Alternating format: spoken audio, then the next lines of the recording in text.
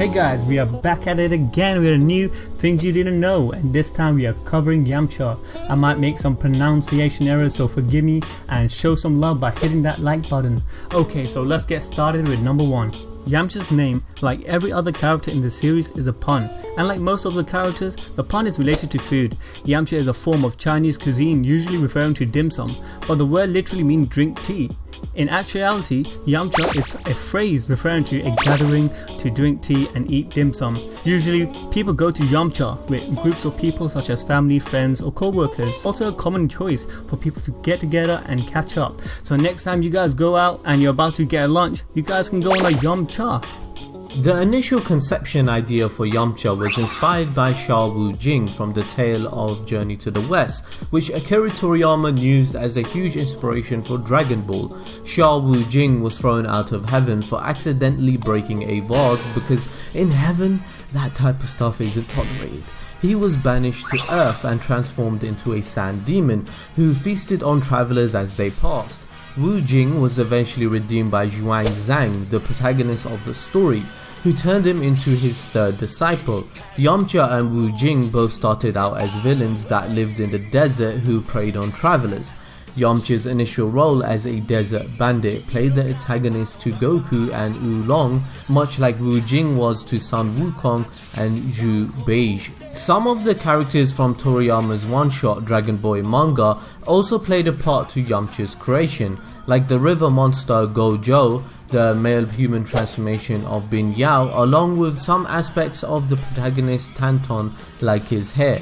But that could just be Toriyama's illustration style, as Abel, the protagonist of the 1989 Dragon Quest OVA, was also designed by Toriyama, and he looks similar to Yamcha and even shares the same Japanese voice actor.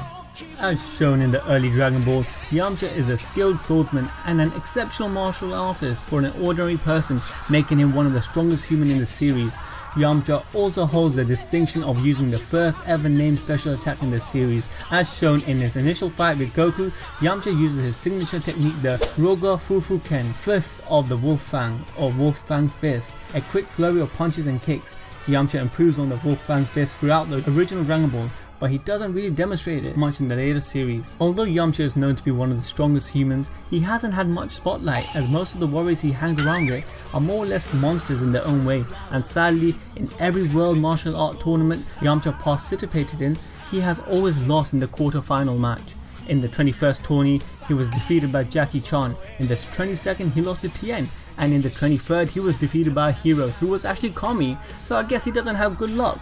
In the beginning of Dragon Ball Z, Yamcha's power level is at 177. After training at Kami's lookout for a year, his power level is at 1480. However, even though he is proven to be stronger than a Saberman, he could not save himself from the suicidal Saberman who caught Yamcha off guard, ultimately taking his life. Afterwards, in the anime, Yamcha trains under King Kai in the other world.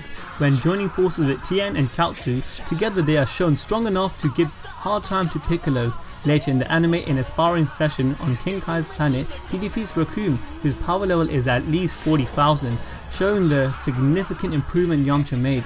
Although that is filler, so let's not take it so far, but if you do take fillers into consideration, Yamcha is shown fighting and defeating Olubu in a battle during the Buu saga, and Olubu, he was a filler character in the Picon arc after the Cell arc, is just a little weaker than Picon, and Picon is much more powerful than Perfect Cell, so one can conclude that Yamcha's power level is greater or close to that of Perfect Cell at the end of Dragon Ball Z. Like many of the other Z fighters, Yamcha didn't really have the chance to participate in fusion like in the series, but in the video games of Dragon Ball Z Budokai 2 and Dragon Ball Fusions, using the fusion dance, Tien Sha was born, the fusion between Tien and Yamcha, which we told you guys before in our Tien video. Tien Sha wears the same metamorph uniform that Gotenks is seen wearing, and he also adopts Yamcha's spiky hair coming out of the back of Tien's bald head, with Tien's third eye being upside down on Tien Sha's forehead. Like in all fusion, Tien Sha can also use both Yamcha and Tien's signature moves, which is Tien's Tri-Beam, Yamcha's Wolfang Fist, and Tien Sha also can use the special where he combines Tien's Dodon Ray and Yamcha's Kamehameha wave to form Dodo Hameha, which hopefully is pretty powerful. Yamcha also has another non-canon fusion in the Dragon Ball Fusion game, well, using the Metamo Rings, making this fusion possible. Yamcha and Vegeta fuse together to make Yamcha, and that's right guys, Yamcha and Vegeta has a fusion, that will never happen in the series. There was another hypothetical fusion for Yamcha named Yamcule, which is the fusion between Yamcha and Mr. Hercule Satan, and the fusion doesn't have an illustration but just a suggestion in Dragon Ball collectible card game where the two are fusing characters are drawn beside each other. In the anime, Yamcha is the first Z fighter seen with a full-time paying job. That's right guys, after the end of Dragon Ball, over the next 5 years, Yamcha retired from fighting, became a pro baseball player on the team called the Titans, which is the Japanese spelling of Titan, the name of several sports teams in real life. Yamcha can be seen wearing the number 00, and despite being the best player, he still longed for the days of being a fighter, so when he was called for battle he didn't think twice. But Yamcha still kept his ability as an outstanding baseball player, as seen in Dragon Ball Super during the baseball game between Universe 6 and Universe 7. Yamcha introduced a new technique for pitching, the Wolf Fang pitching fist. He uses it to effortlessly strike out Universe 6 for the first half of set 1, impressing everyone, especially Bulma, who begins to flirt with Yamcha, you know, hose be hose, getting Vegeta annoyed. Ultimately, Yamcha wins Team Universe 7 the game. Yamcha also had other occupations, such as working in a host club, but he was fired due to being super awkward with the ladies. I guess Bulma left him with PTSD. His main job role is a freelance bodyguard, but he occasionally goes to help Tien with farming. I guess growing these good plants make good money. So as we mentioned before, Yamcha has a huge problem with interacting with female gender, right? This could be due to the heartbreak from Bulma and him losing confidence. Like, we have to remember this girl left him for an alien who has the responsible for his death. Now even I would get PTSD from that, but it is possible that Yamcha is just bad with women.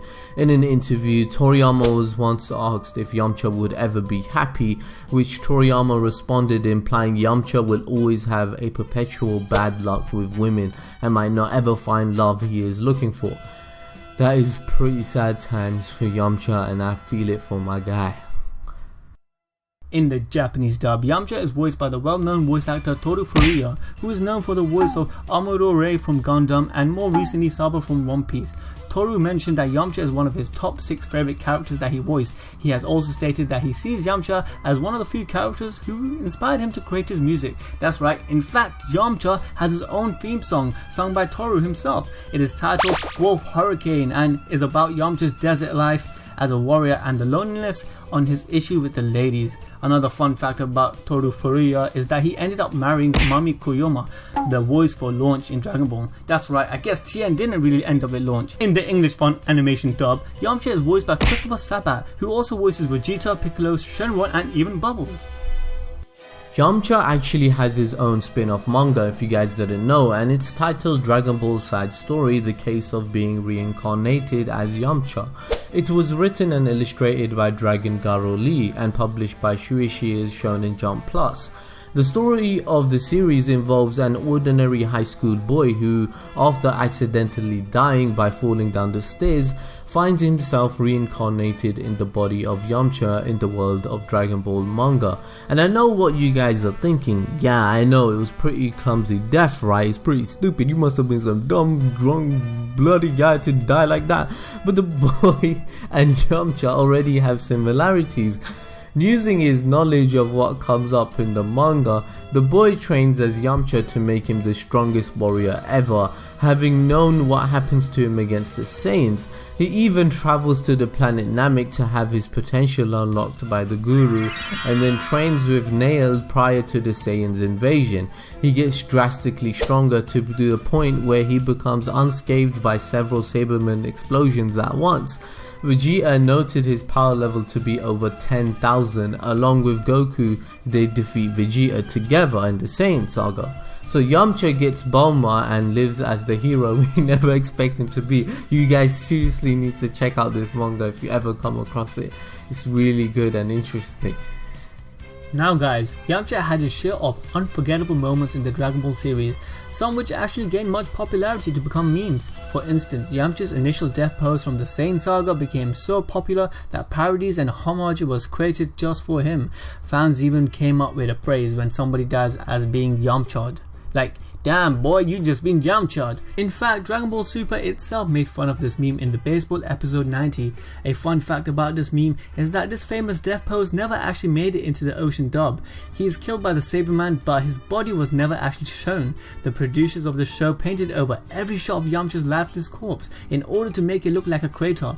All that is left of him is an empty crater, suggesting that the Saberman totally obliterated both itself and Yamcha with his attack. This was most likely due to censorship of showing a dead body, which is kinda stupid as in Dragon Ball series nearly everyone has died once. Some might probably think that Yamcha is one of the most useless and hated character, but in the Dragon Ball Forever poll of the top 20 best characters, Yamcha was voted number 15 by the Japanese fans. This was above Tien, Shinshan, Bulma and Yajirobe, showing that Yamcha is actually seen as a fun comedic character.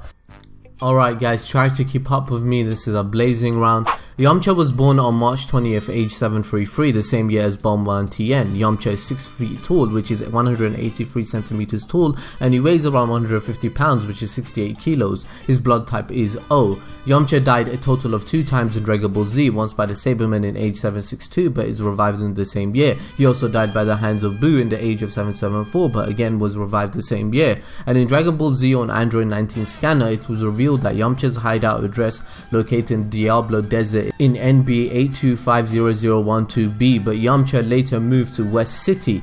The scanner also states that Yamcha's special ability is the Wolf Fang Fist and that he is a Class B warrior.